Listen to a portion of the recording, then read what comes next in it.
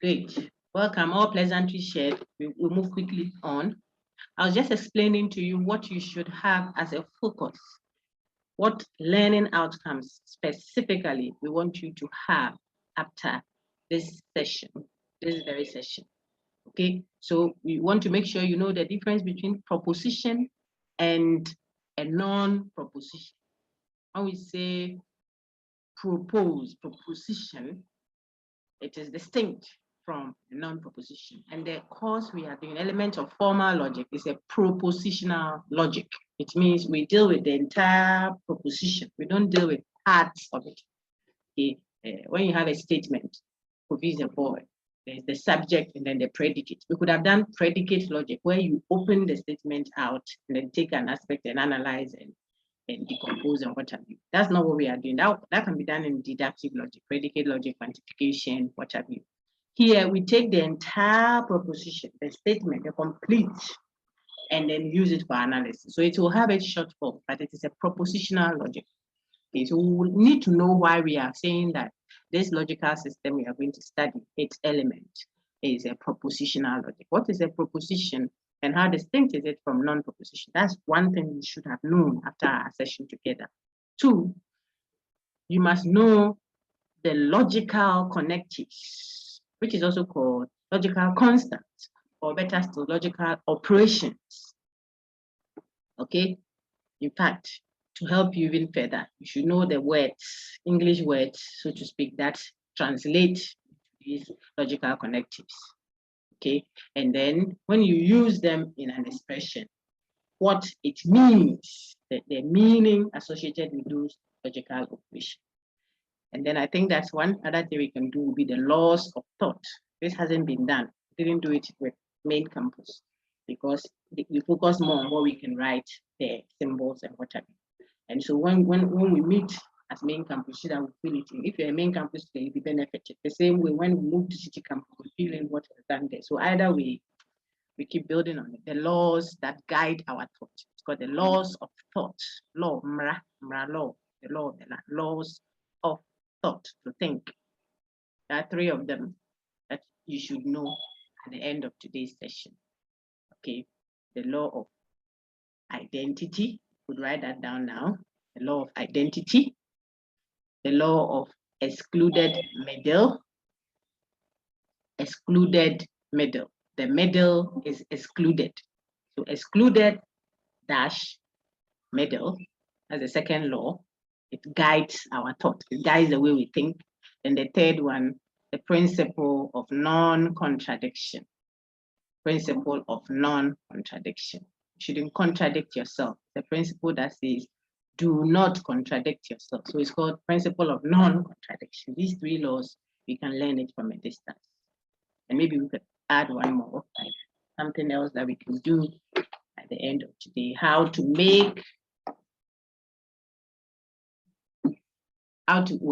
create, let's use that, how to create compounds. Okay, creating compounds. So we are setting our objectives clear enough so we can measure the outcomes that we have after this session. How to create compounds.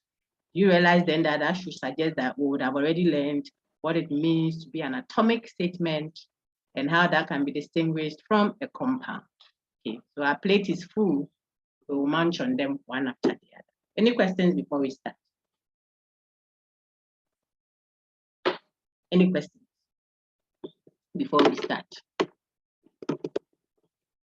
All right, so if there's no question, we can start. Now, what is a proposition? You have learned from critical thinking, at least. When I say give an expression, which can be either true or false, then that is a proposition. Okay.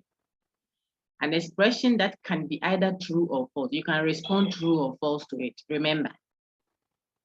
So if I say, for example, today is a holiday, that can be true or false. So that is a proposition.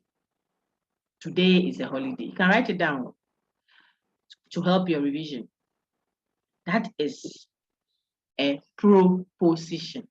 Not preposition. This is proposition. Okay, and if it is a proposition, it simply means it can be either true or false. That quality of being either true or false is what we say, we describe as what? A truth value, truth value. So what? So if an expression can be either true or false, if an expression has a truth value, then it is a proposition. Okay. Example, today is Friday. She is a friend. Ghana has a female president, or Ghana has a male president. Either way, both of them are propositions because they are stating something that can be either true or false. Okay, so you can give me several examples of propositions on your own when we meet in class.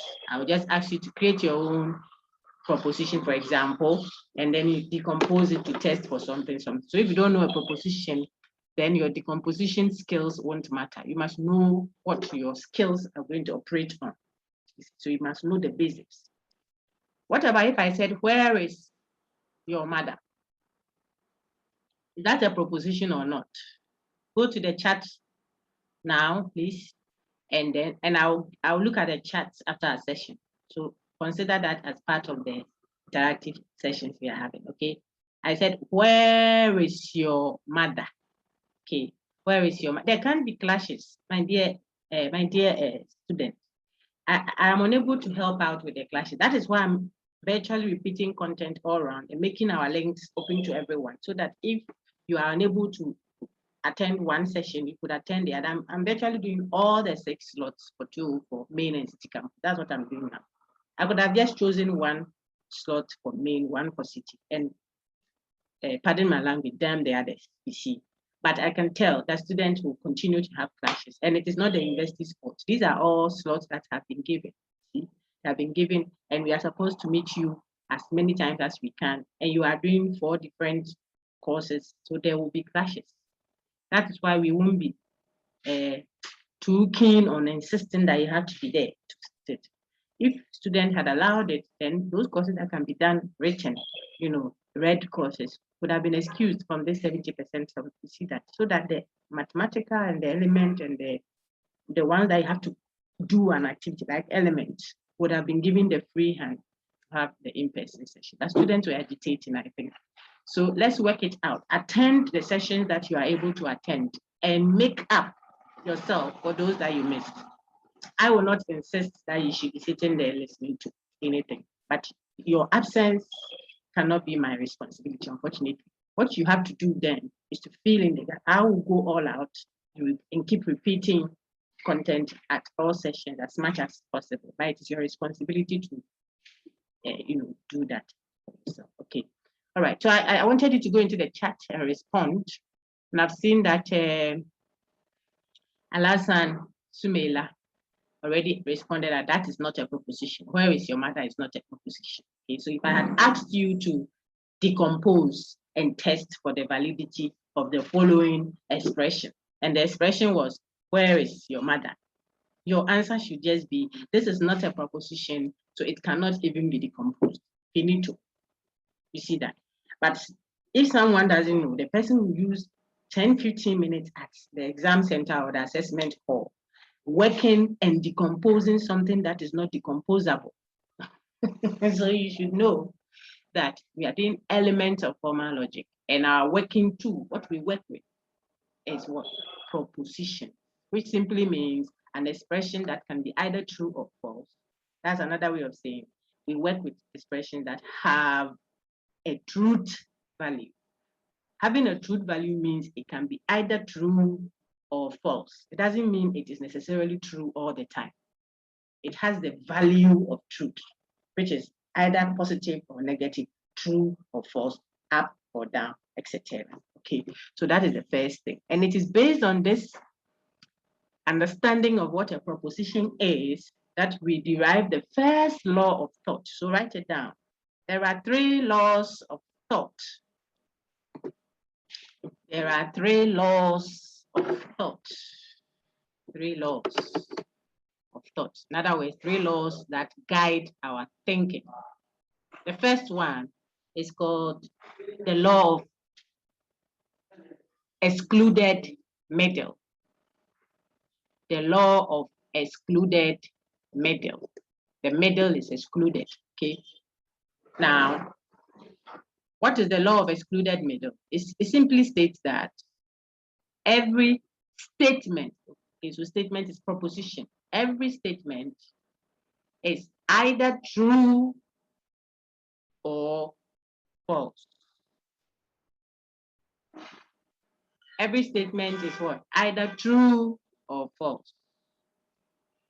It gives you the option. A statement is either true or false. Can I continue now? And not both. In other words, a statement is not, I don't want to say the other one. The other one is principle of non-contradiction. So every statement is either true or false. The middle is excluded. There is no middle liner. I'm not a little true, a little false. You are either for or not for. So either true or not true, either true or false. That is the law of excluded middle. The middle is excluded. There is no middle place. Either true or false. That's the law of excluded middle. Don't forget it. I'll ask you. Question is law of thought 2. The second law of thought. Principle of non-contradiction. The principle of non-contradiction. If all of you had this, I would have just referred you to the text. Then it's easier. We don't have to be typing and finding anything. Okay. But don't worry, listen to it and write. So the principle of non-contradiction simply says one statement cannot be both true and false at the same time. One statement cannot be both true and false at the same time and in the same respect. Complete it. If you don't complete it, they will not capture the principle of non-contradiction. One expression cannot be both true and false at the same time and in the same respect. You see that one statement can be both true and false. If you are speaking about it in different, I can be here and not be here. The I I'm referring to maybe my physical body is here, but the other I is my mind. So I'm here, but I'm not here. May not necessarily be a contradiction, may not. If I refer to I in a different meaning of it, okay? So until I qualify that expression and say in the same respect and at the same time. If I don't do that, then I will not create the principle of non. So I will not create a contradiction. Anyway, so my point then is, if you are stating the principle of non-contradiction, you have to qualify, you have to add those qualifications, the two expressions we added. One statement, Kofi is a boy, for example, cannot be true and at the same time false and in the same respect. So you can say one statement is true and false at the same time and in the same respect. That will create the principle of, that will go against the principle of non-contradiction. You will be contradicting yourself. If I say it is raining, but it is not raining, or it is raining and it is not raining. If I mean this first, it is raining, it's just a physical raining I'm talking about. The same meaning for the second part, it's raining. Then that will create a contradiction. You can't say it is raining and it is not raining at the same time, in the same respect. You see, but it can be raining and not raining if I'm speaking figuratively. You see, I could be saying that it is raining, yet it is not raining, meaning that physical rains is falling, yet we are not receiving God's blessings. So I may be speaking the same thing, but in different, with what? Different meaning, in different respects. That will not create a contradiction. That's why you should, so I'll ask you, that's I'm belaboring that point. What creates or how do you go against the principle of non-contradiction? Or I could give a scenario and ask you, does the person contradict himself if he means X or Y? Then you should remember that the principle says you will only contradict yourself if you are saying that one statement is true and at the same time false. Then we have a problem. That statement is true and at the same time false in the same respect. You see, when you do that, then it will create, you will go against the principle of non-contradiction. When we come to class in person, we'll do some more examples to make the point. Okay. Now we can move on to the third one, which is straightforward, the principle of, or the law of identity. Everything is what it is. One thing cannot be A, then at the same time, not A. So you see, everything is what it is. A statement is what it is. We are stating its identity. You won't understand it until you start working. So if you say P is true, then P is true. You are just stating what it is. That is why if I symbolize P, Kofi is a boy to be what? P. That same Kofi is a boy cannot be killed. It will be breaking the law of identity. A is A, B is B. So if you say A is A, then A must be A.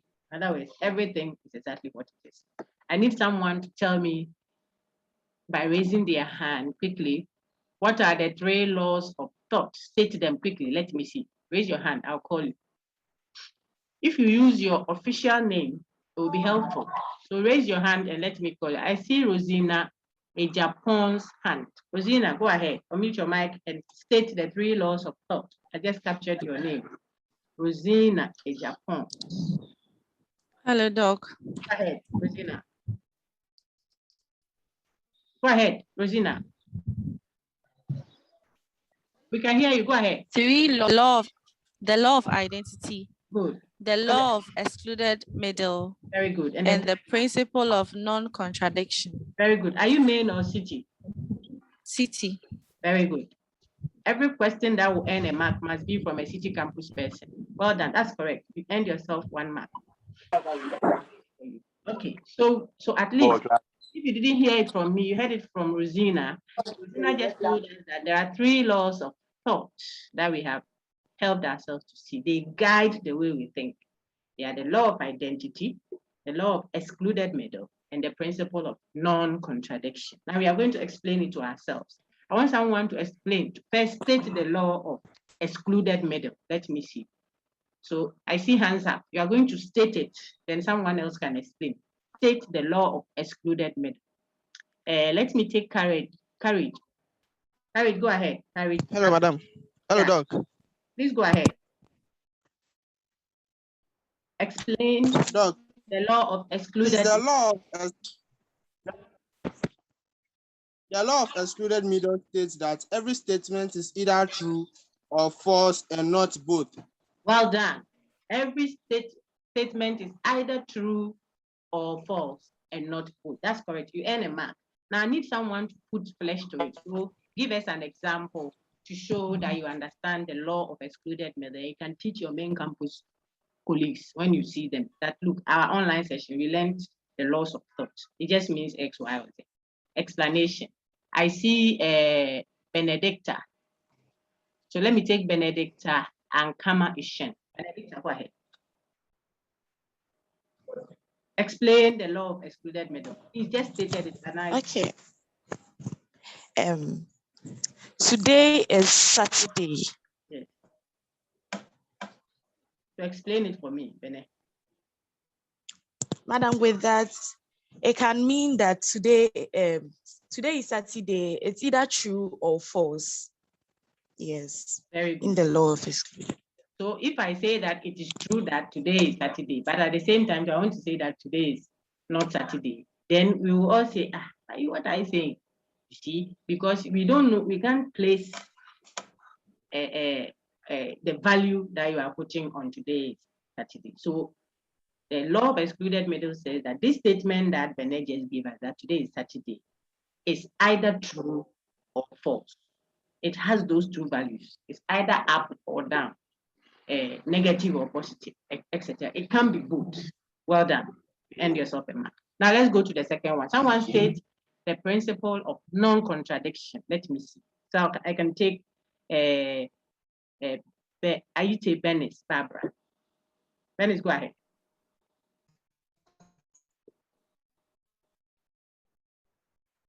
The second law of non-contradiction. One statement can be both true and false. Very good. The second law of thought, that's how you describe it. It's called the principle of non-contradiction. And that states that one statement, see, it is saying the same thing, but we just turn it. The law of excluded middle and the principle of non-contradiction, and even the law of identity are, if you like, different sides of the same coin. It's just how you present it. So the principle of non-contradiction, like Venice repeated, if you don't use your official name, I won't be able to find you to give you the mark. So please put your name there. We are doing serious business. Those who have put the iPhone 67, I'll go and search for iPhone 67. If I don't get it, I won't put the mark there for you. That is just by the way. Be minded that when you are doing official things, then you put your full details.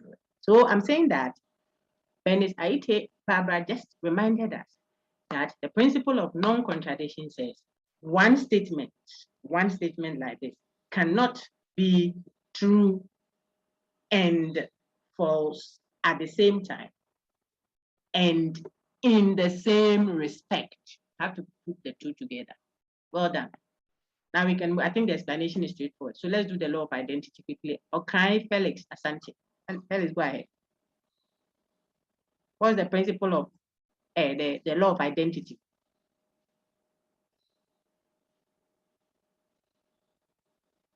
Felix, you are muted. Okay, Felix is not coming. Then let's take Emanuela Tichua. The law of identity, please.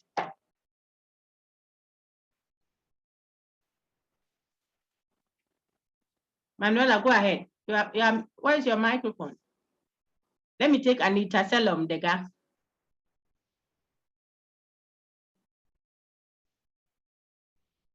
Anita, you are muted.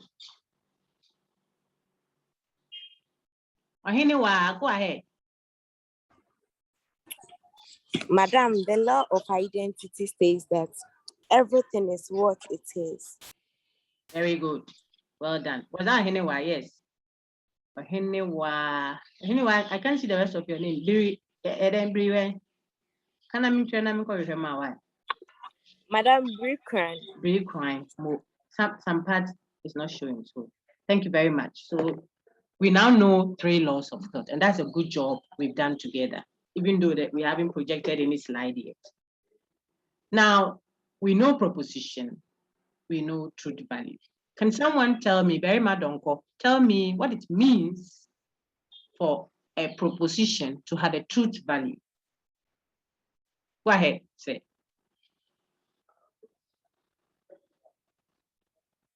Very madonko. What does it mean to say that a proposition has a truth value? If Verima is not there, I think I can take Emmanuel Idua. Emmanuel, go ahead.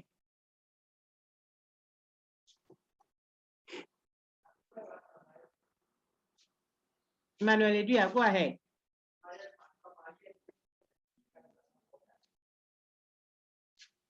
If Emmanuel is not there, I think I can take Bernard. Bernard, go ahead. Bernard, AG something. Akwitia, yeah. Bernard, go ahead. Doctor, it states that every expression can either be true or false. Excellent. So that's all. Go ahead. I have a question. Please ask. Please ask.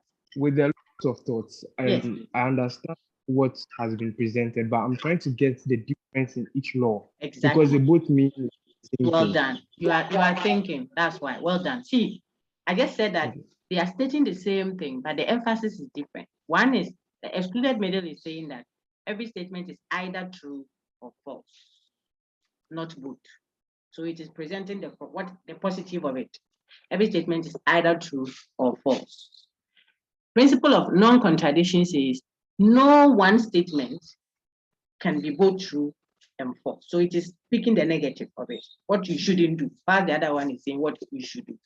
Okay, so the excluded middle is saying the middle line is excluded. Every statement is either A or B, finito.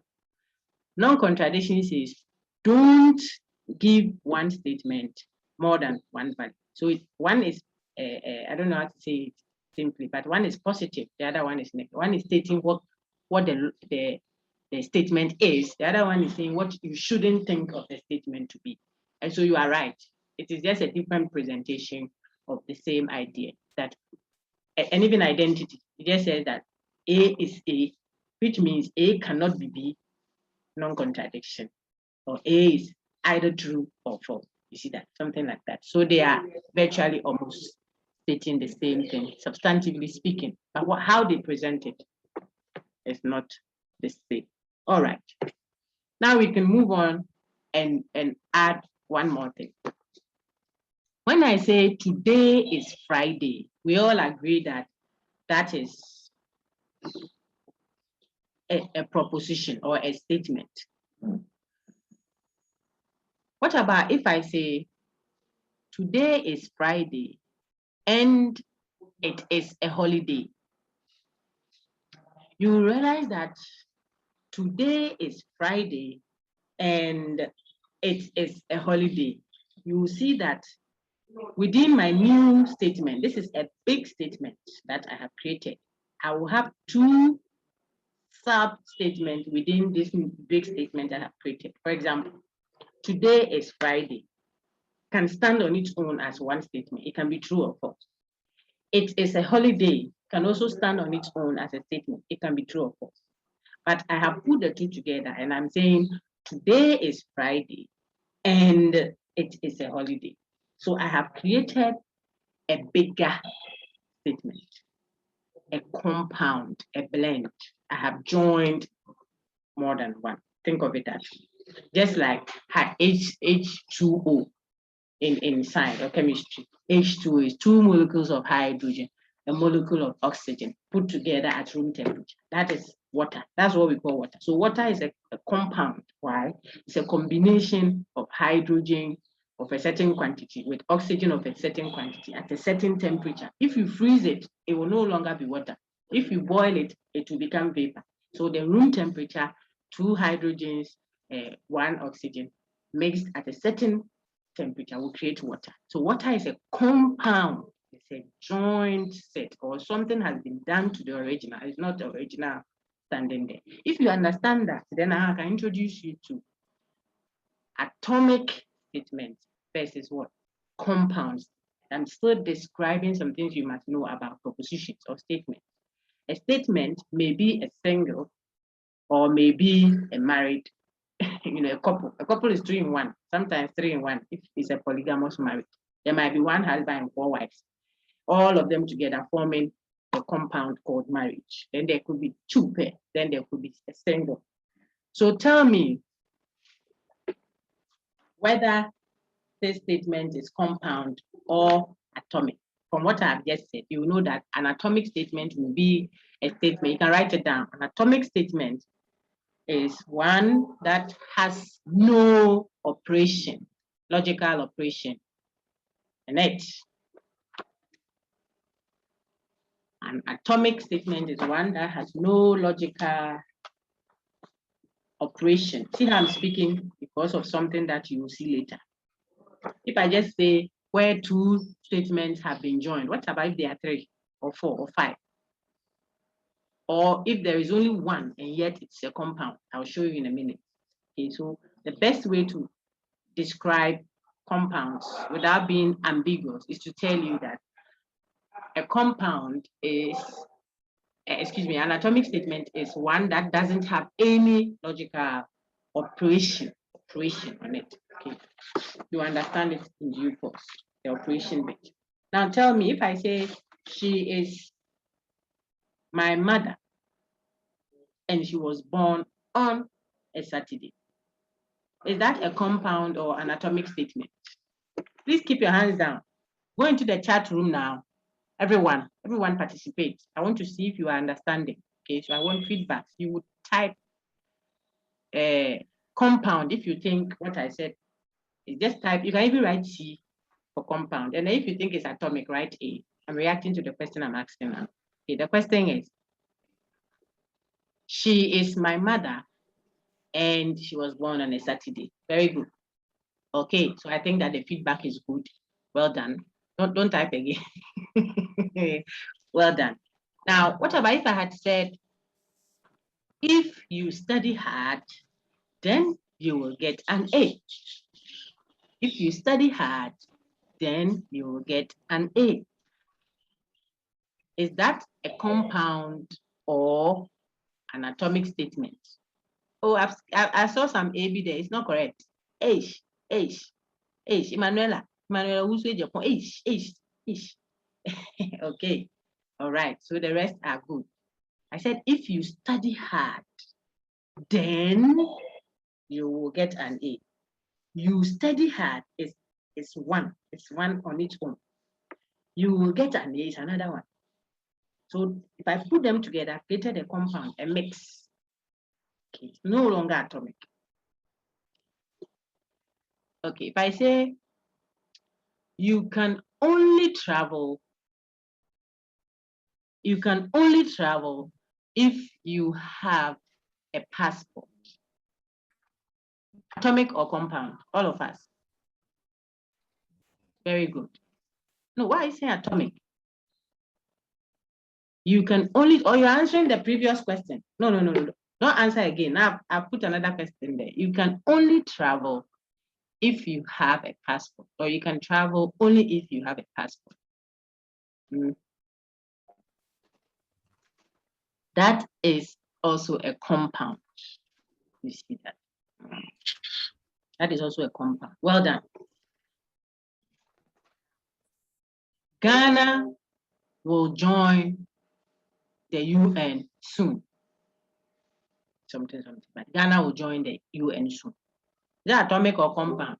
Very good. Atomic. There is no connective there. And so the atomic statement on its own, if I gave you any statement that doesn't have a logical operation on it, on its own, it can be true or false. Then together with other statements, so I'm myself, Nancy, I'm a statement, I can be true or false. Then my roommate is also another statement. She can be true or false. And then when we join together and become one, we will bring our true or false package together to create a blend. So the atomic statement on its own can be either true or false. And then when they join together and create a compound, the mixture too, can be either true or false. That is why the truth value of a statement depends on what is happening within the specific atomic compound. And we will learn all of the atomic statements. We'll learn that systematically. If you want to tell whether the marriage between variable P and variable Q is working well, you have to know what is happening to P itself and what is happening to Q itself. That's the thinking behind decomposition. You open it out to see what is happening there. Why is the sister angry this morning like this? She's so angry. She's in a bad mood. Perhaps it's not about her. Perhaps it's about the something from home. You see, why is this lecturer so domineering? Why is this headmaster or whatever? Who can we DC domineering? He always wants to sit on people's necks and make them feel like maybe the wife is beating him at home. Maybe. Okay. So if you want to interrogate, you have to open it out to see where it's coming from. It is this thinking that we use to do our logical analysis, testing for consistency, validity, what have you. If it is a compound that you have, a mixture, the soup on the table is a compound, some tomatoes, pepper, onion, taste, water, wele, kakao, beef, all put together. That is what you find on your table as soup. You want to diagnose the taste to determine whether this thing is too sweet or whatever. You have to look at the constituent components. If you went for a more rotten tomatoes, then regardless of what is happening with our pepper and the fish and what have you, the soup may have its problem. Okay, So sometimes it is just one small negation. All of this will be clearer, but I want you to get it. One small negation, prefixing one variable, will change the whole truth value of our compound. So what should you know in a jiffy, in a single statement for this point? Know that atomic statements are not the same as compound statements. An atomic statement doesn't have any logical operation working on it. In other words, nothing is affecting it. It is on its own. It is either true or false. But a compound is one or more. Let me use this for now. You understand that it can be only one statement. An atomic statement doesn't have any logical. For a compound, there is a logical operation. And each atomic statement coming together to form the compound will bring its own truth conditions to the set. You see, I'm trying to avoid the technicalities for you to get the concept first. Then now we can use the terms. Then don't get overwhelmed too quickly. Okay. So this one brings its baggage. This one brings its baggage. Then we reconcile. So before long, you will see us doing true, true, false, false, true, false, true, false. Then we diagnose and tell whether they are both true. Blah, blah, blah, blah, blah. It is because each individual atomic statement comes with its own word, truth values. And so when they mix together, then they interpret the meaning of that compound. So you know how to identify compounds. Now I want one or two of you for a mark to create a compound and then tell us.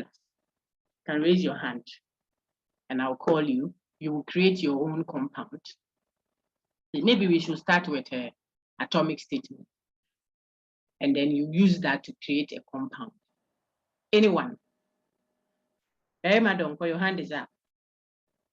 For two statements, two propositions, then you join them, and then you have created. Okay, Austin Latte, go ahead, Austin.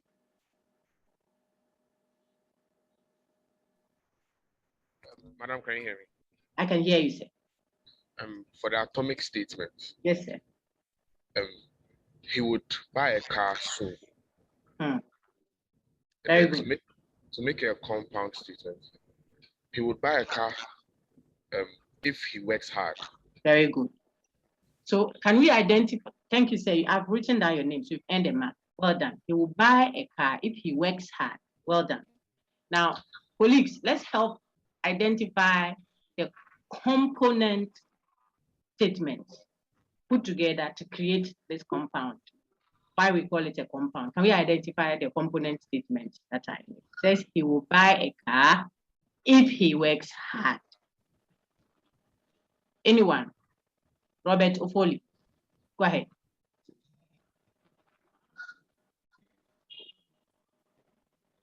He will buy a car if he works hard. Show me one atomic statement in that. Robert Ofoli. You buy a car. Okay, so one of them is he will buy a car. Very good. Desmond Cote.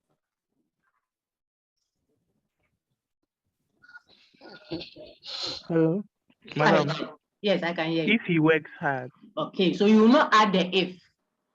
Okay. That is something I wanted to show you. You won't add the if. I've written down your name this morning, but so that everybody, so because if I say if you buy a car, I can't say true or false to that. It's not a statement, it's not a proposition. I'll trick you guys. So I'm telling you now. Okay, you can see my face. So you will take the if. The if is only a pointer, an indicator word. Okay. So you take all those connectives out, then you can clearly see the raw material that you have put together to create the compound. So you will buy a car, full stop. That can be true or false. You will study hard or you will work hard. That can be true or false. That's also correct. We are not worried about the past tense or present tense or future tense. That's not our issue at all. We are interested in the logic of it. And so I'm taking you slowly but steadily to another important point. But before I move on to that place, I want to know if there is any question that you need clarity on before we move on. If you have any questions, Felix, it's just a question, Felix Okai Asante. If it's a question, go ahead. If it is not a question, then we can move on. Great. So just from where Desmond reacted, we can continue to show you that we took statement A from Austin's example, and then our friend Robert also took statement B out, and the connective, something was left standing there. That word, if then, is a connective. It is the glue that puts those two statements together. So we are now getting ourselves introduced to logical connectives, which are also called what? What's another name for logical connectives? Put your hand up. I want to, all these marks, I will award them right after the class. I'm going to upload. Adelaide, another name for logical connective is? Operation. Logical operation, very good. And Frankie Aboa, another name for logical connective or logical operation is what, say?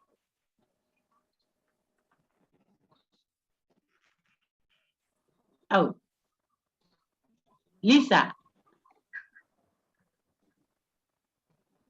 Lisa, go ahead. Madam, Another name. logical constant. Oh, yeah. Oh, Waka. Wakadada. Well done, Lisa. So if we know the names, it helps. But sometimes people know the answer, but they didn't know that, oh, so logical connective as one is the same as the logical no good. Yeah, I didn't select that one. So now you know. That's why I keep doing that, to keep refreshing your memory before we build on it. Very good.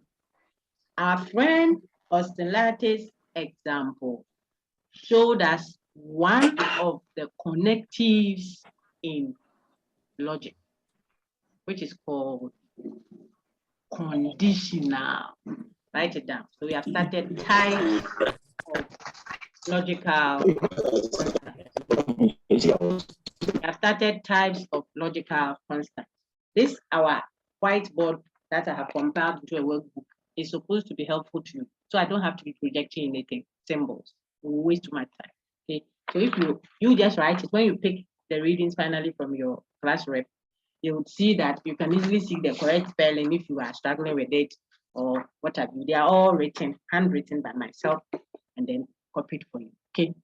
So one logical operation or constant or connective, look at the words I've used, it's called the conditional.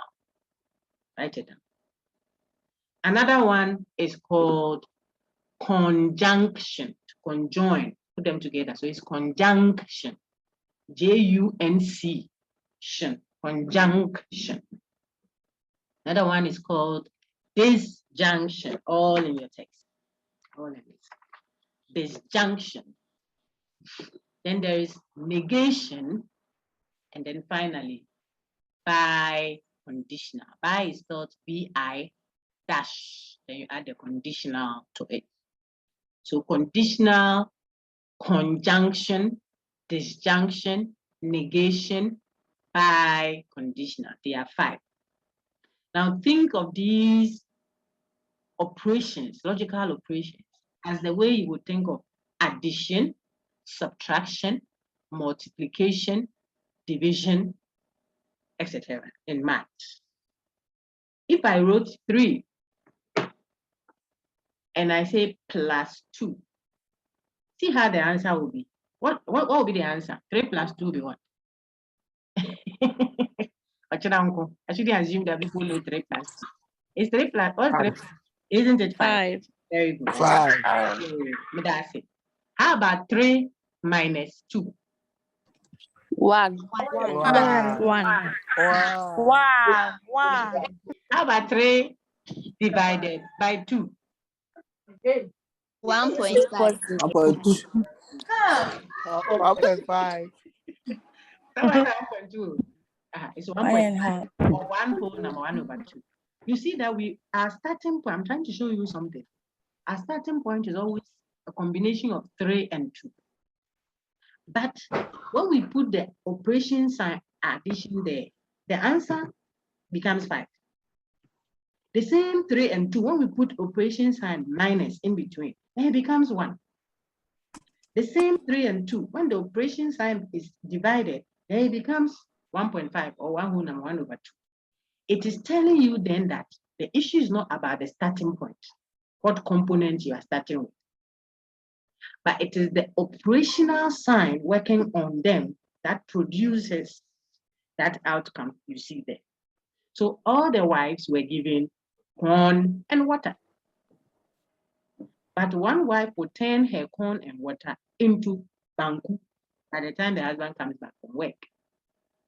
The other wife would turn her into maybe akpele. They are not the same. Another person might even do zenkele. Porridge. You see? Then the other wife to do cocoa porridge. The issue is not with the corn and the water because everyone was given the same starting point, 3 and 2. It is the operation sign. So if I say 2 plus 3, I haven't said 2 minus 3. Don't say, oh, but look, they are saying this. It doesn't the same. The logic of it is not the same. If you understand that in mathematics, you are going to bring the same logic. A conjunction, my dear friends, is not a disjunction. The truth conditions that make a conjunction true.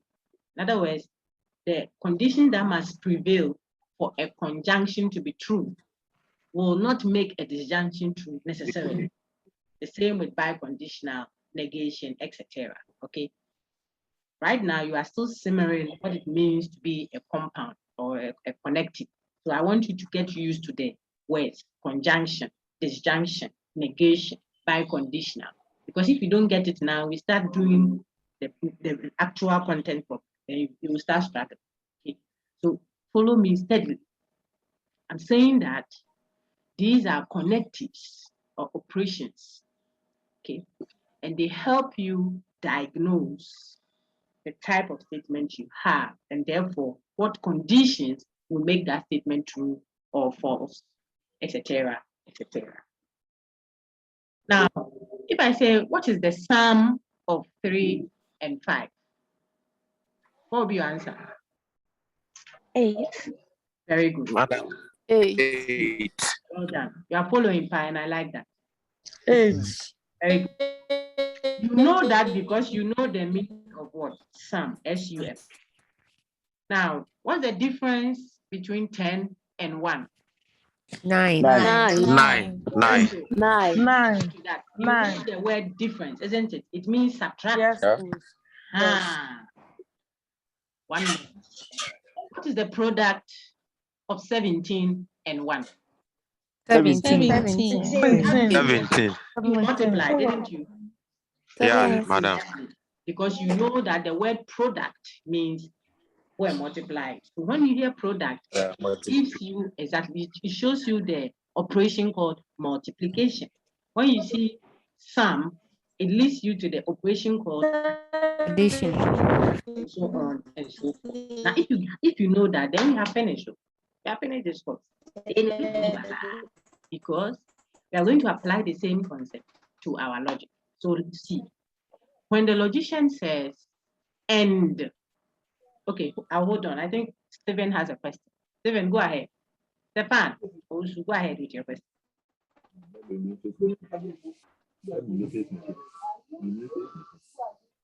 Oh, it wasn't a question, eh? Okay, then I can go on. So when the logician says and, A and D, just like when the mathematician says sum or difference or product, it leads you to a certain operation. In the same way, we have some English words that when you hear, it leads you to a certain logical operation, logical constant, logical connective. And if that logical connective is in the statement, then it creates a compound. That's the pathway we have worked this morning. Okay.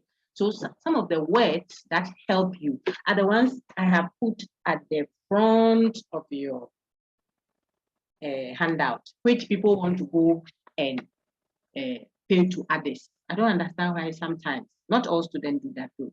As some students, I don't understand. Someone uses their brain to compile something for. This is not even where you have gone to gather the reading from. This is somebody's brain. You want to go and give it to a photocopier somewhere so that he or she will, I don't understand.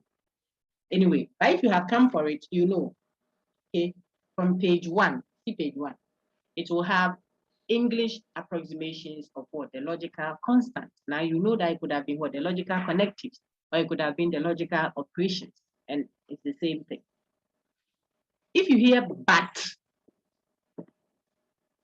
look on your readings. I think some of you are now going to receive it from your reps.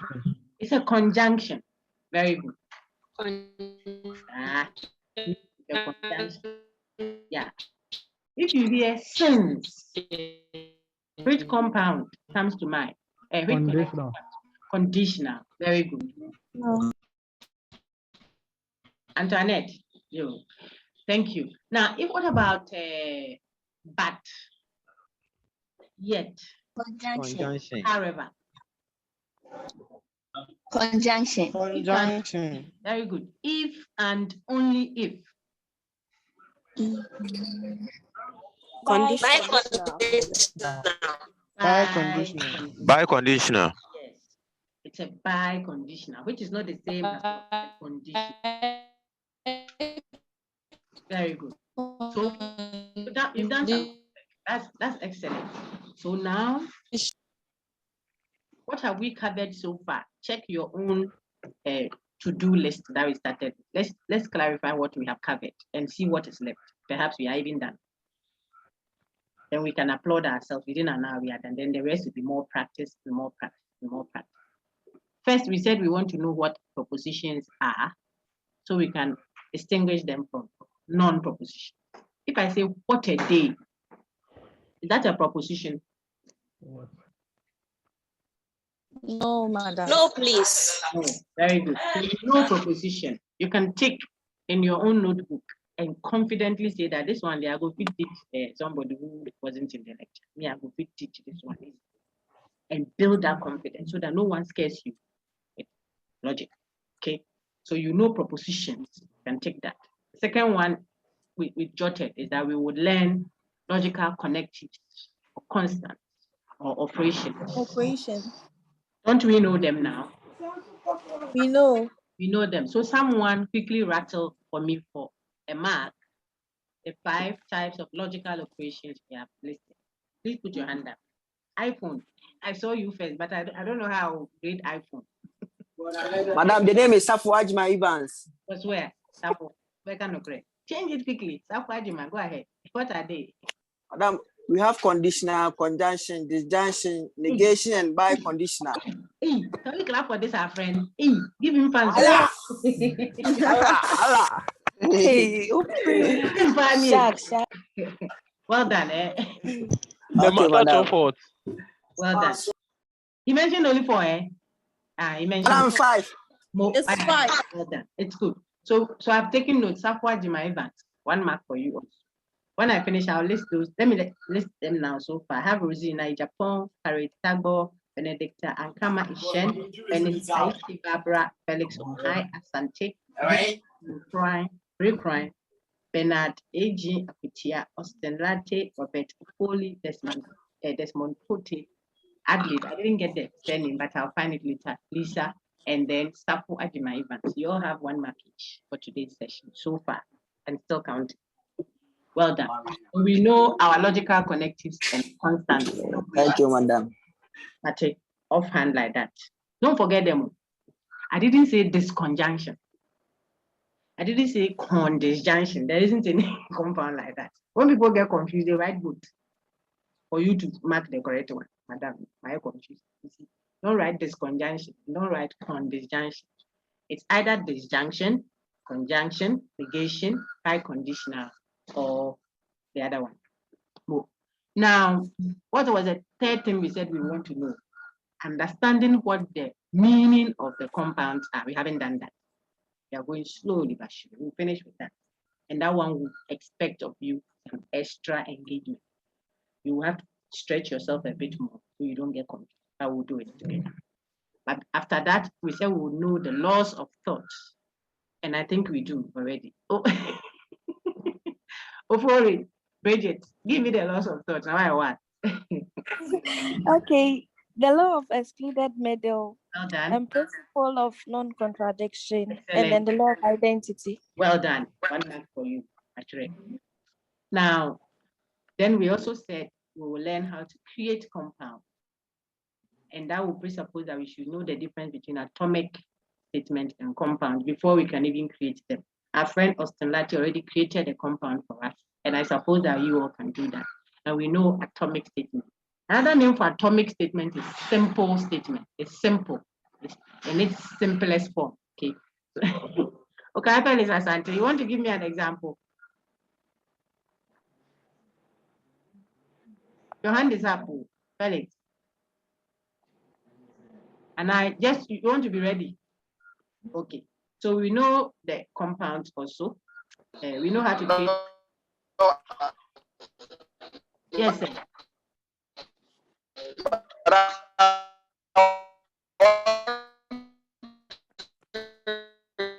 Oh, I can't hear you. Chat. Type into the chat box. Type into the chat box. I will access all the chat. Between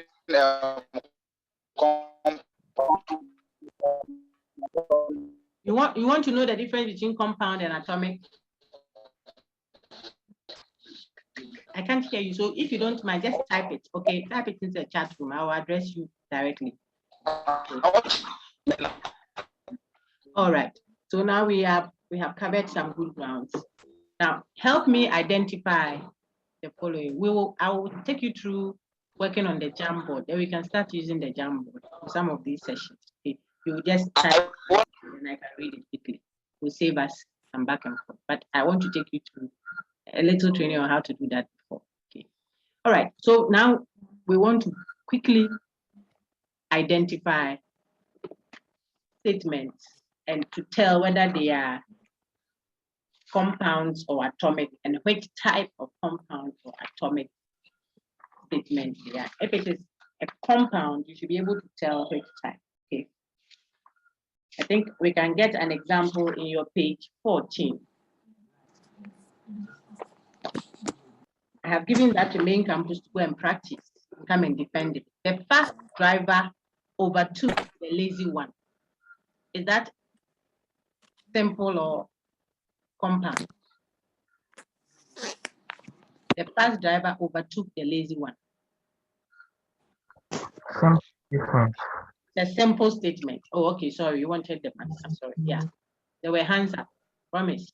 Sorry, I missed that bell. No, sorry. Now, look at B in your text, your textbook. Those who have it, look at it. Is that a compound or an atomic statement? Women are compassionate, but men are courageous. It's a compound. Very good. Was it Priscilla? Bridget. Bridget, you. Okay, Bridget is captured already. Good. Now, see, women, the expression said women are compassionate, but men are courageous. Which type of compound is that? That one, raise up your hand. I want to reward it. Adelaide Crossland, yeah. Adelaide, go ahead. Dog, please, it's a conjunction. It's what? A conjunction. Very good. It's a conjunction. How do you know that? Gifty. Keja. Gifty, how do you know that it is a conjunction? In other words, what word shows you that it is a conjunction? Women are compassionate. Men are courageous. Madam, please, because bat was introduced in the. Very good. Because of the use of the word but. It's conjunction. Well done. So you get a mark for that. I'm doing that so that those who may still not have understood it can at least get something right from there. Okay, so but it's because of the but. But you will see that this expression is even a complex formula. It's not just a compound. When we engage in class, I'll show you. When I make a statement that is a universal generalization, all this are that, all men are mortal. I think we should say it now. We learned it from Peter. All men are mortal. Whenever it rains, the ground gets wet. Women are compassionate. men are bullies, politicians are corrupt, lecturers are whatever. All statements that have such universality are described as what? Conditionals. I think you should take that down. Write it down. Please write it down. Then we add it as what we know for today. Okay. Universal statements are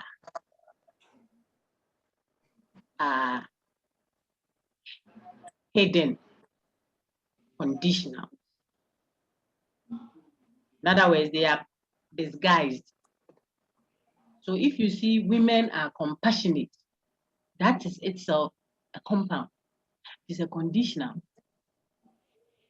It's if so and so, then so and so. So it is itself a compound already. So the example 2 in your page 14, you're on page 14 at example 2b, women are. Madam, I didn't get the universal statement. I'm coming. I'll repeat it for you, okay?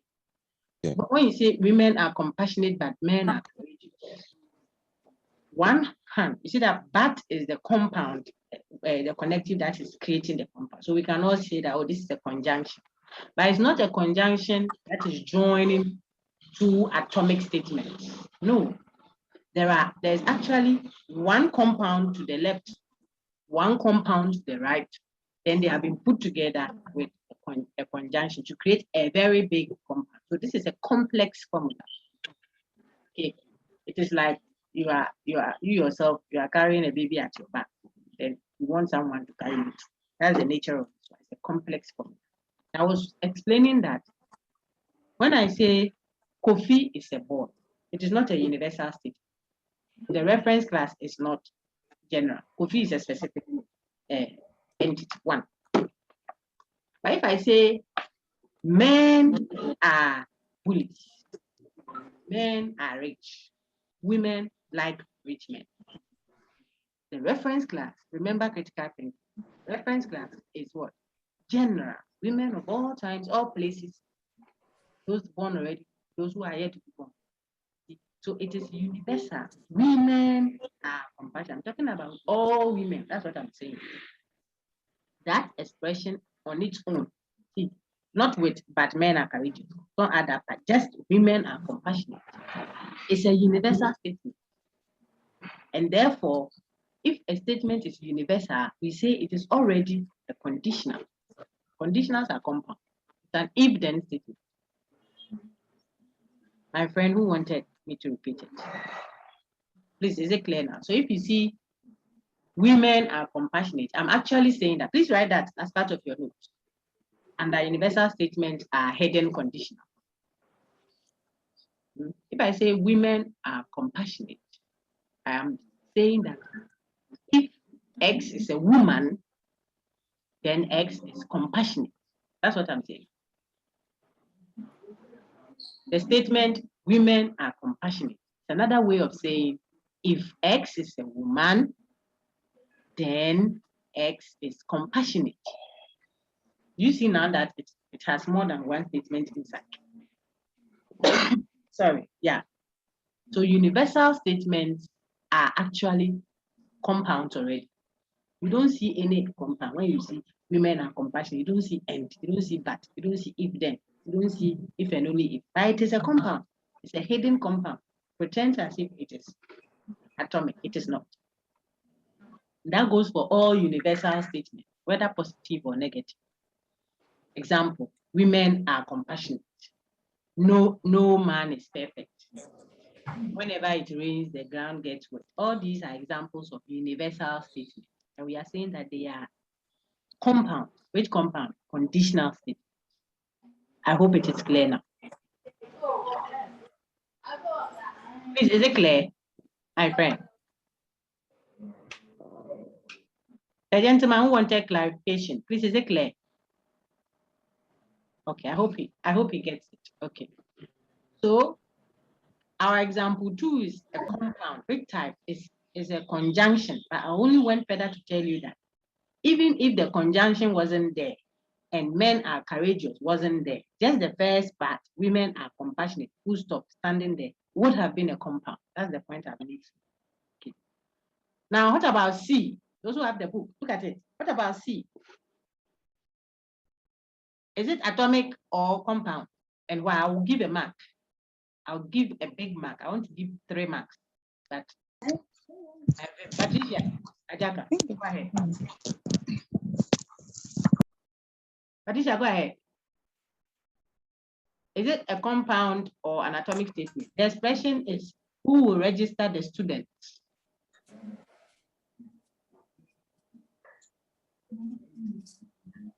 But I think it's a simple statement. It's not a statement at all. It's a question.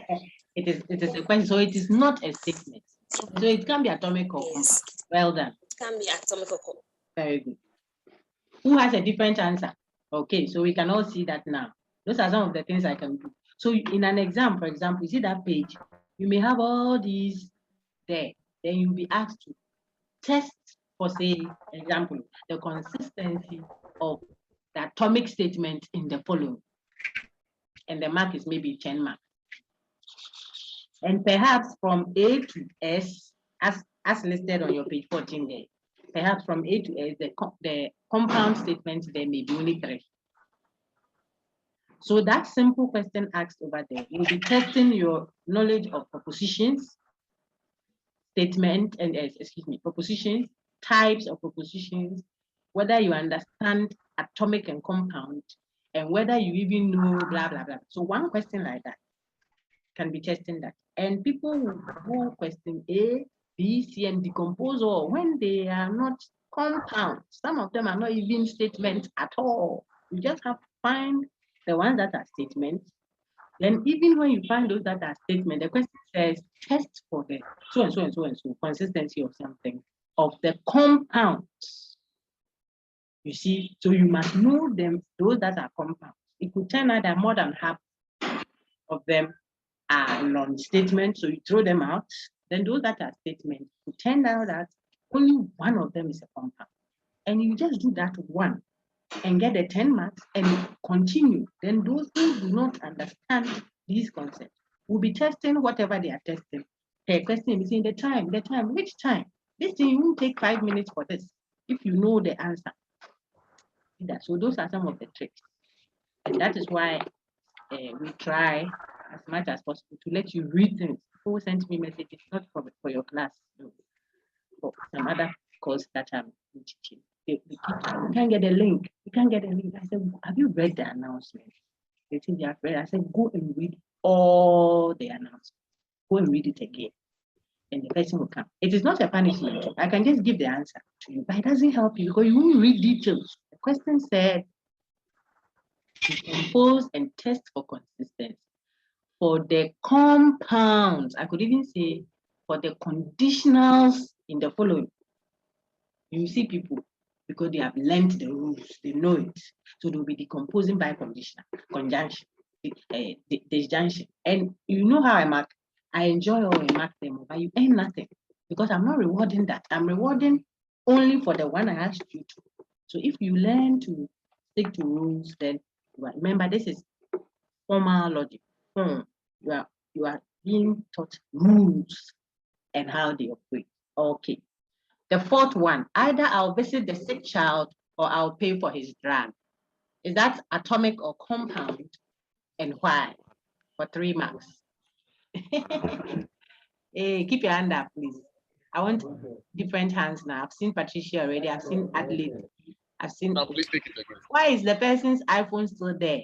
Hey, ready? iPhone, me. Let me take Promise. Promise, go ahead. Oh, madam, take the question again. Madam, it's a compound. It's a compound. Oh, my dear Austin, you don't have your. You have to get it, okay? Madam, I've not got it yet. He will bring it to you today. If you have paper, he will bring it to you today. It's just 10 cents. Nobody's paying more for that. Okay, so it is a compound. Either I will visit the sick child or I will pay for his drug. It's a compound. Well done. Which compound is that? Which type? Antoinette. Madam, conditional. It's a disjunction. Well done, Antoinette. Dead do. Sorry. Madam, I mark. Yours was wrong. What was wrong? It's Madam, Antoinette that was wrong. Madam, promise. I said compound before you asking the next question. Who was that? Promise. Promise. Promise. You promise. Promise. If I write only promise, it will not help. It's promise, Ahoto. Right. Okay. Thank you. I've written it down for you. Okay. Thank you, madam. Explain to us. Mute your thing. I just step up and change. Please mute your thing for me. Thank you so much. Then we can hear Antoinette now. I'm trying not to make the session too formal. You know how I teach, so that people can feel free and learn. It shouldn't be that you are too cautious. But if you let me twist to the other, then I'll be too. Yes. Hands up before you talk. Excuse me. I will do that. Antoinette, tell us why you think this is a compound. Either I'll visit the sick child or I'll pay for his drug. Madam, it's a compound because there is a logical operation in them. Which one is that? Either and or. Very good. Either or. So this is a disjunction. Well done. You can even identify the atomic formulas. Okay. I think that the rest, children of these days, what is it? Is it compound or atomic? Stella. Hey, is this my Stella? Stella, go ahead.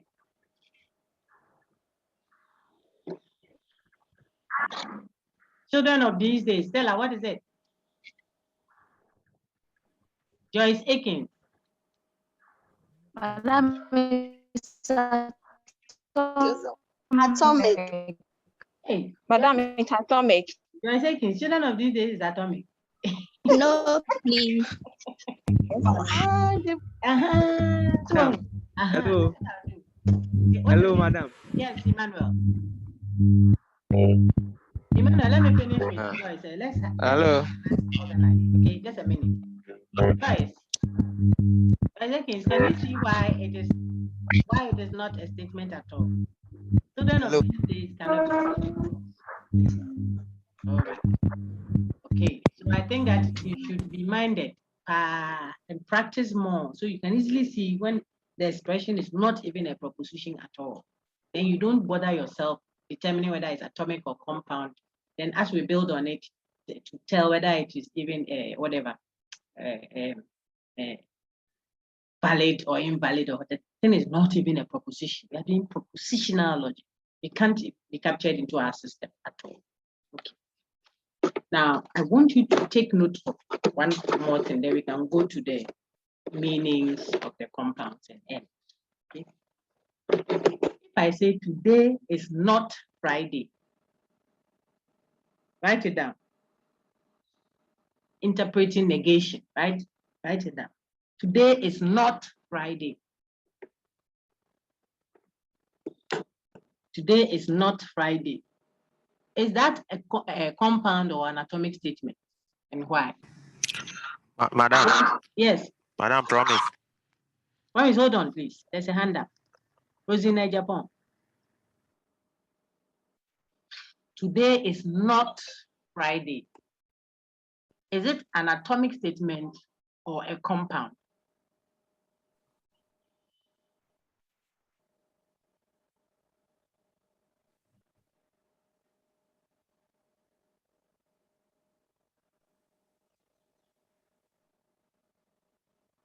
It's upon Rosina.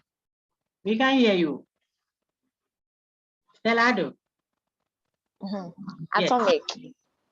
Okay, so Stella thinks it's atomic. Who thinks otherwise? Wrong. Madam, it's atomic. Okay, who thinks otherwise? Madam, it's atomic. Madam, it's atomic. Madam, I think otherwise. Madam, it's compound.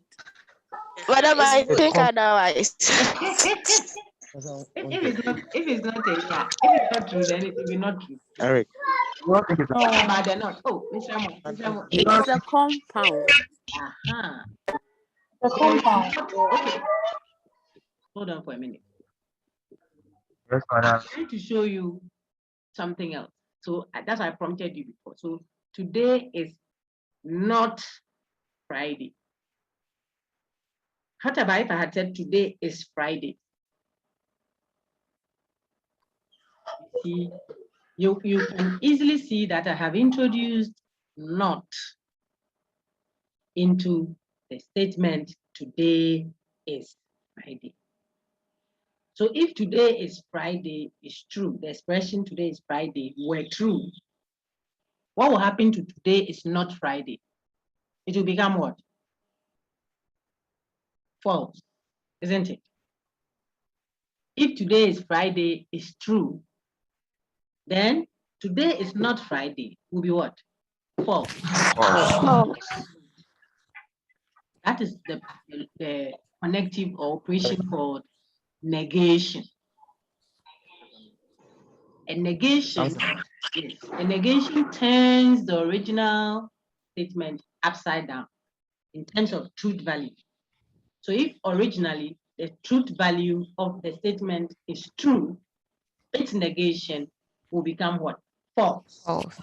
Yes. That is why if you see a statement with a not in it, today is not Friday, it is no longer an atomic statement. It is a compound. There is a connective operating on the statement. The statement has imbibed, has swallowed a connective called not, negation. So write it down. It is only a negation. You should write it down somewhere. It's only a negation that can operate on both a single statement, in other words, an atomic statement. Okay? It's only a negation that can operate on both a single statement, that is atomic statement, and a compound at the same time. Only negation can do that. When we symbolize all these, you see that I do, this is what Madame meant. Oh, when we start doing the symbols, most of the things I've said will be straightforward for you. Okay? It's only negation. So you see that you put negation in front of the P. Even in our mathematics, we do not a negation 3 plus 4. See, and it works. Negation can operate on a single statement and turn that single statement into a compound. So it is not true that yesterday was a holiday. That is not true that I prefix it has changed the meaning of this one. So it is not true that our lecturer is a female. It is not true that our lecturer is a male. The not true there is a negation I've introduced into that simple statement. It is not true that there is a tree in front of my house. When I say it is not true that, the negation, the not that I have put there, changes the statement there is a tree in front of my house and makes it what? It turns it upside down. So the negation, when introduced even into a simple statement, makes that simple statement what? A compound. That's what I wanted to tell you. And in trying to tell you that, you see that I have shown you the truth conditions of a negation. What will make a negation true and what will make a negation false.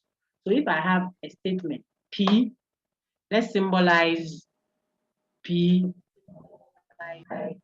Yes, let's symbolize P. What can we let P represent? Let's say P represents she is my friend. Amma is my friend. Why? Amma is my friend. Let's symbolize Amma is my friend with what? P for Peter. Okay. And then I say, it's not true that Amma is my friend.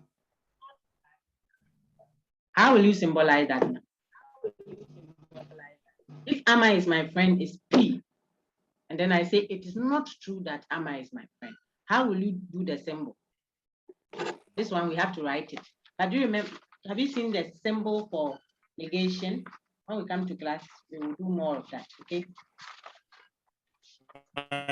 Yes, you see it on your page 3. It's there. Yes, madam. Negation of P. Yeah, very good. So you draw the negation symbol and then you add your P and you assort it. And about But you can put conditional symbol first before you write a P. When you put conditional symbol and write P, that is nonchalant. It doesn't make sense. But you can put the negation symbol first and write a P, and it makes a lot of sense because negation operates on even a single statement, and it can operate also on a compound, something in a bracket. Okay. So what? So know the truth conditions of a negation, just that. The symbolized part, when I come to class, we'll do it. What are the truth conditions of a negation? Write it down, negation. A negation is, I think I've given them to you in the work. Let me check. If it is there, then we don't have to waste too much time. Oh, it's there. They're all there. You see the truth conditions of the compounds as your lesson 2, page 12. See, understanding logical connectives, their operation on simple propositions, and their truth conditions. You see, they are all there.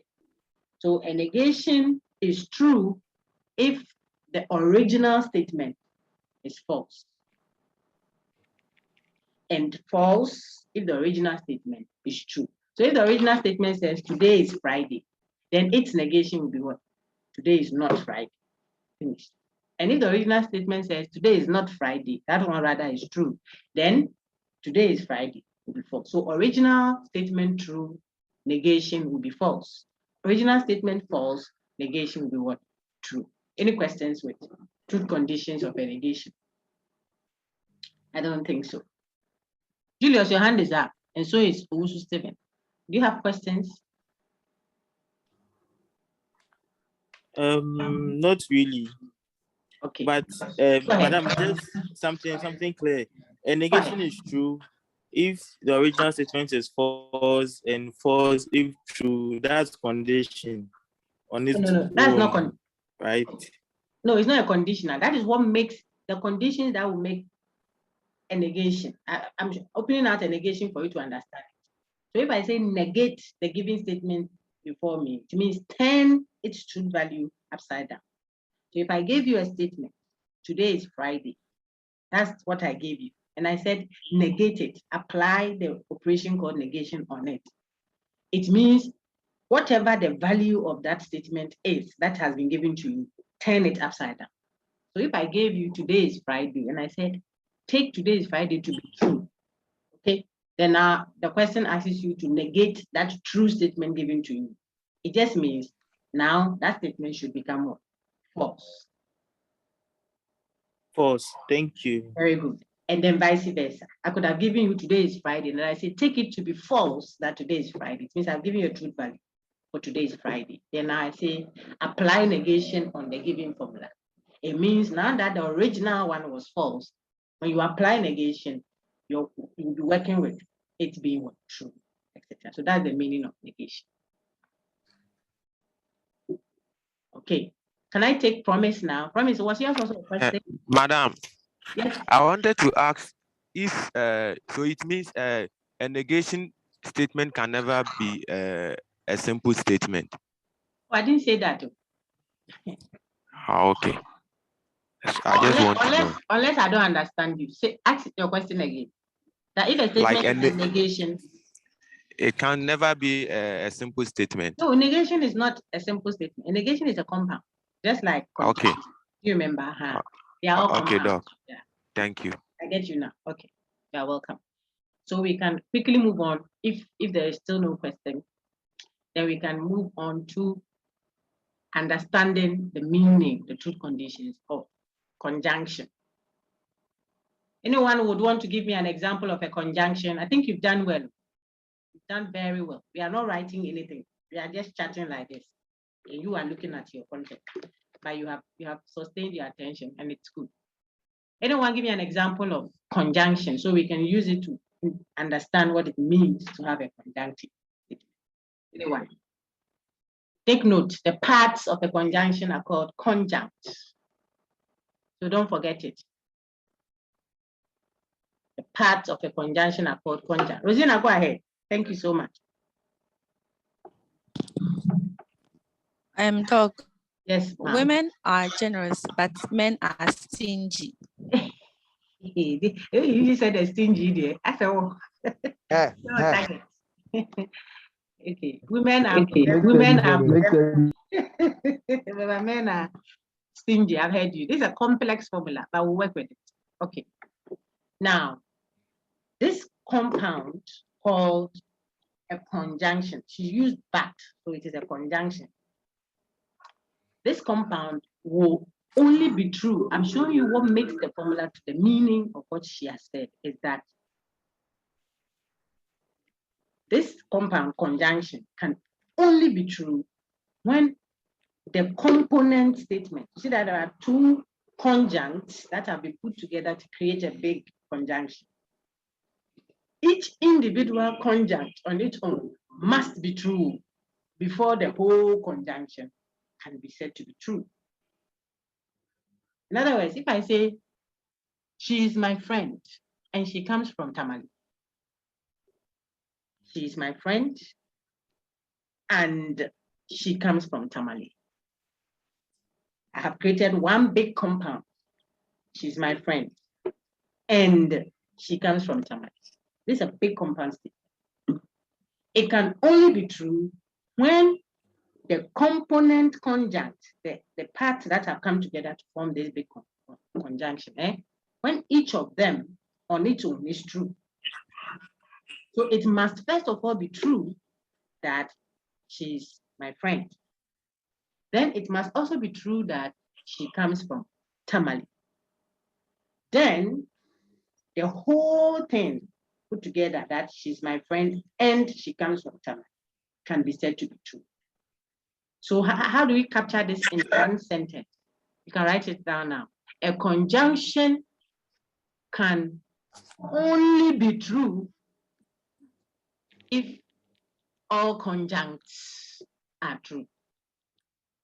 A conjunction can only be true if all conjuncts, the individual component conjunct, if all of them are true. So this one is true, that one is true. There may be 10 conjuncts put together to create a conjunction. I'm your friend and I like you and I'll make sure I stand by you and I'll make free SHS and I'll give you plenty agenda and Madam, they beg. And if you say, I'm just making a point. If you say, I'll make agenda 111 and free SHS and increase lecturer salary and what's the other one? Free food, and this. And you, let's say there are about 1,000 of such conjuncts that has been used to create that big conjunction. And you do 999 and you leave one. The conjunction is false. It's false. Well done, Julius. That is the point I'm trying to make. So that the practical relevance is that you want to be careful when you are saying and even to your girlfriend. Be careful. Because if you do all and you leave just one, it is the one you didn't do that you'll remember. Because you say and conjunction. It's true. And I'll come home and I make sure I pack whatever I pack. I bring you the pizza and I'll buy this and I'll bring you that hair and this. Yeah, all life. And you do all and leave one. You'll be amazed that that one falsifies the whole statement. That means the truth conditions, what makes a conjunction true is high standard. That kind of marriage, it is a high standard kind of demand that will make it makes on each one of the conjuncts. Okay, that's all I've said. I'm giving several practical illustrations, hopefully, so it can help you understand that if you use and, but, yet, plus, those terms that we have given you here, learn them like something. If you use it to create a compound, that big compound will only be true when what? When all the individual conjuncts are each true. So when we plot on the truth table, which we'll start doing when I come up on Friday, they are not wasting time. We'll plot basa. You will only say that the compound is true when the individual conjuncts have truth values that are true. So if it's true here, then the whole thing can be true. We will do it in class. Don't worry, God will. But understand the concept first. That's why we are doing that in verse. That's conjunction. Any other combination will make it false. If one is false and all the three others are true, it is still false. If two are true and two are false, for a conjunction, it will still be false. If all are false, probably but it can only be true when the individual conjunct, each individual conjunct on its own is true. Then the conjunction, the bond, will be true. Let's do disjunction now. The truth condition for a disjunction. Or alternatively, otherwise, those ones. A disjunction there, Brian, if you are going to call the sister, manage with it. Just say, why are you laughing your head off like that? You and Robert. If you don't want trouble with the sister, so if you get an A in the course, I'll take you to the mall and do some shopping for you. Or I'll come and sweep your room for you. Or I'll buy you pizza. Or then add or I'll shake your hand. Shake your hand.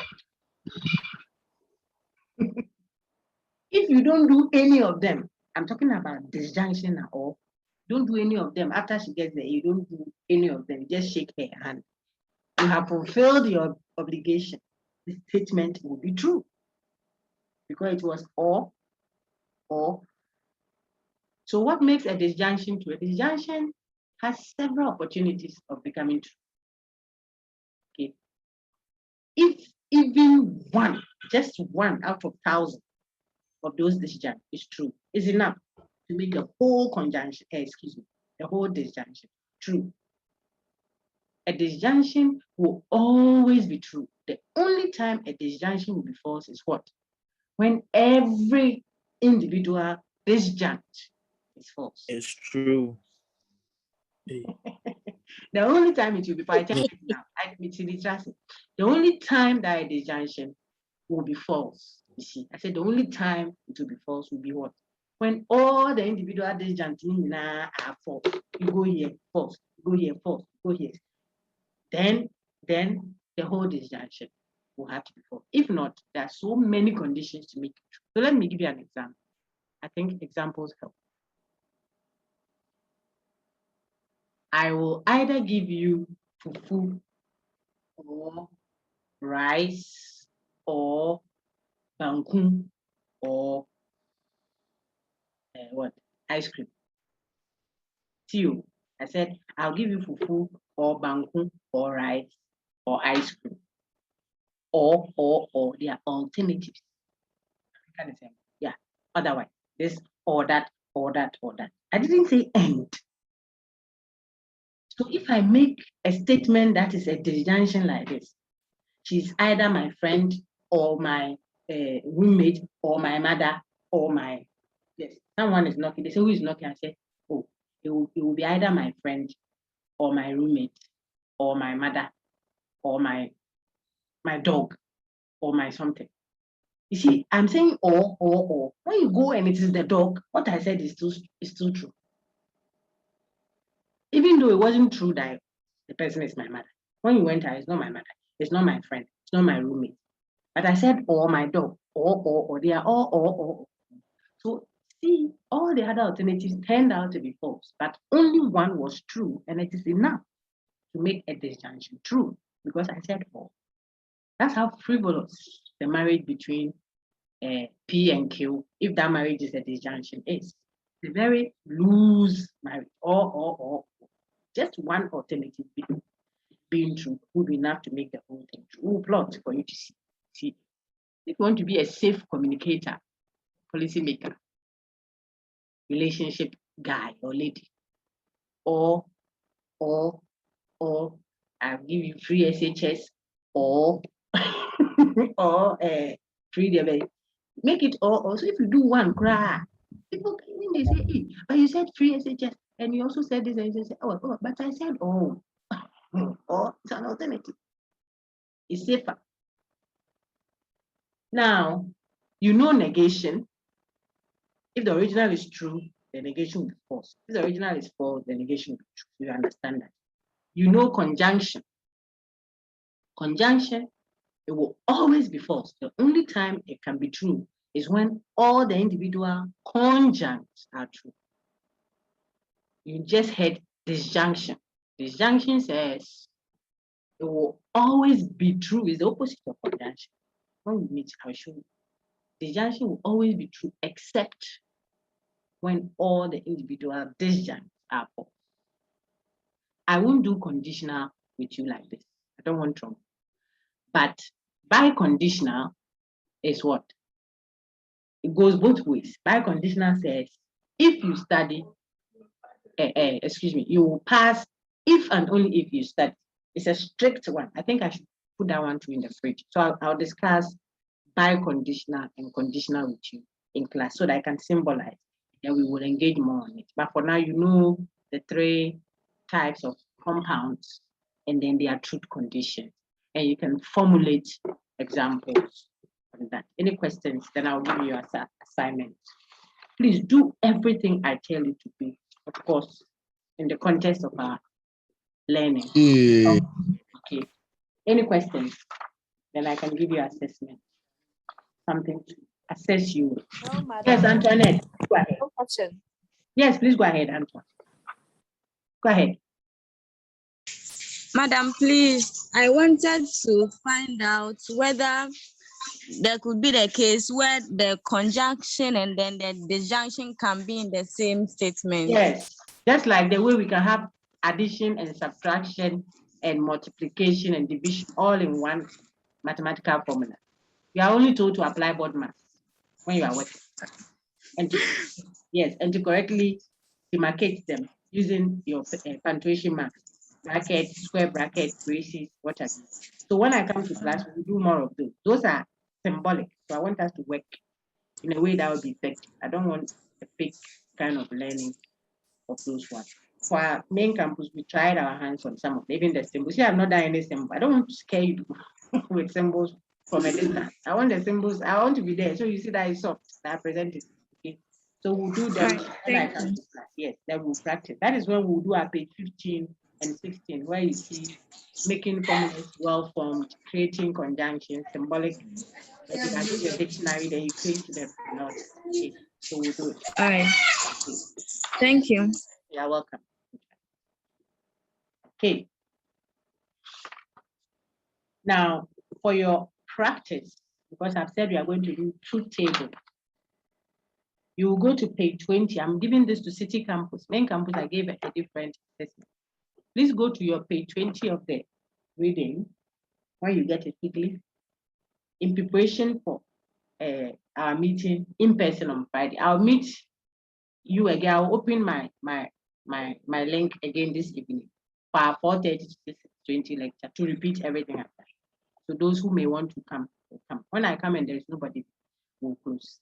And then make ourselves available for Friday early morning, also online. Then I'll come there for the in-person. Okay. But the in-person is 10 to 12. So prepare a response for me for page 20, City Campus, page 20. At page 20, I want you to focus on opening out. See the one that talks about try down there. I think that will be difficult. Let me do that one with you in class. Do the ones up there. More exercises on page 20. Translate the following compounds and determine their truth conditions using truth tables. We haven't learned truth tables, but you can at least tell me what type of compounds they are, if they are compounds at all. Okay. So you can do that exercise for me. You are just telling me the type of compound we have there, or for 1 to 13. And if you check and you think it's the conjunction, then you write 1 conjunction. Do it all, because I may ask you to post it. When I give you assessment, that's what I'm trying to do. I want you to learn it. So I can tell you, for the main campus assessment I gave them, Bridget, I just asked them to do page 15, which we worked on together. We did them together. Page 14. The fast driver overtook the lazy one. Yeah, those were the things we did. You should practice page 20. The exercises are there. But I don't want you to do the truth table as the question demands. I'm just asking you to determine which ones are compound and which ones are are atomic. And then the compounds tell me which type they are. Is it conjunction, disjunction, negation, blah, blah, blah. And how did you know that it is so? The word or the phrasing that helped you identify that. I think just that before I meet you later in the week will be okay. Is there any other question, please? We used our full session. Wow, good job. Well done. And everyone is still there. Desmond, please ask your question. Okay, thank you, madam. You're welcome. So, madam, please, with the disjunction, in English language, we sort of learned that when you are using or, you should use comma till you complete the sentence and you add it on the last word. So, are we supposed to be using or apples or banana, or we can use commas for it? Okay, so there is an or that is representing a disjunction, is joining, and there is an or that is not doing that. So we have to be sure that the or, the either or, is actually joining two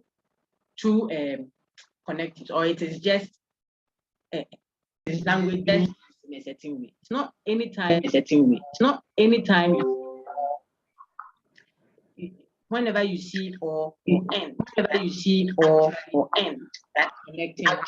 Please let me connecting so you can hear me. It's not always that when you see the words, they are actually connecting. So we will engage it. Okay. But the point then is, if I say I am eating banku or fufu or rice,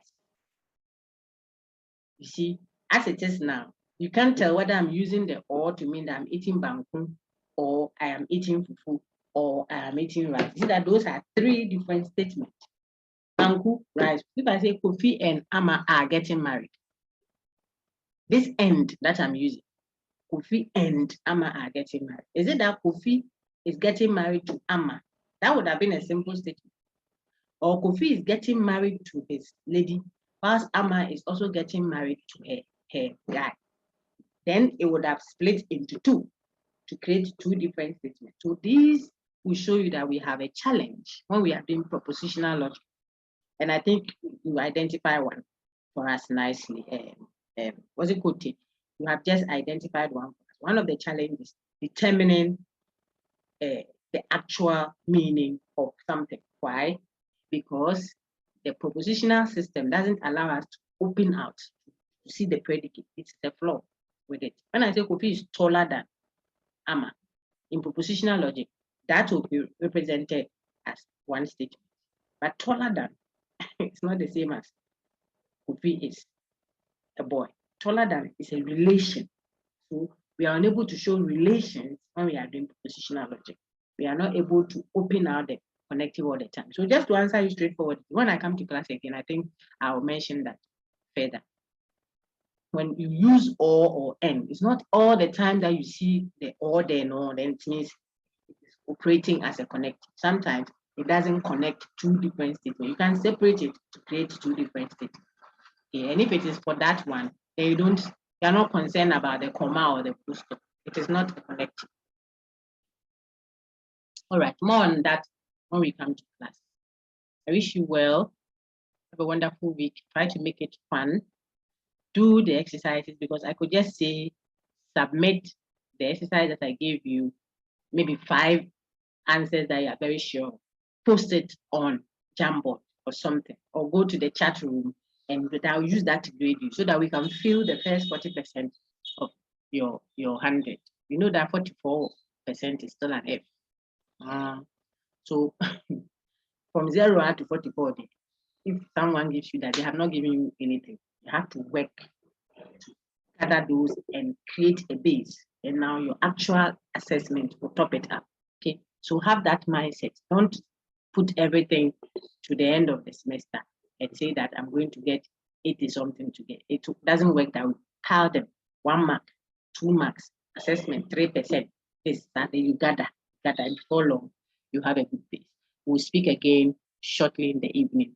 You are not obliged to come because it is going to be a repetition. I just have to be available for 1 or 2 people who may still be there. If I come and we don't have a relatively good number, then we meet City Campus, God willing, on Friday. Main campus, we have our next in person on Thursday at the scheduled time. For the best. Take care.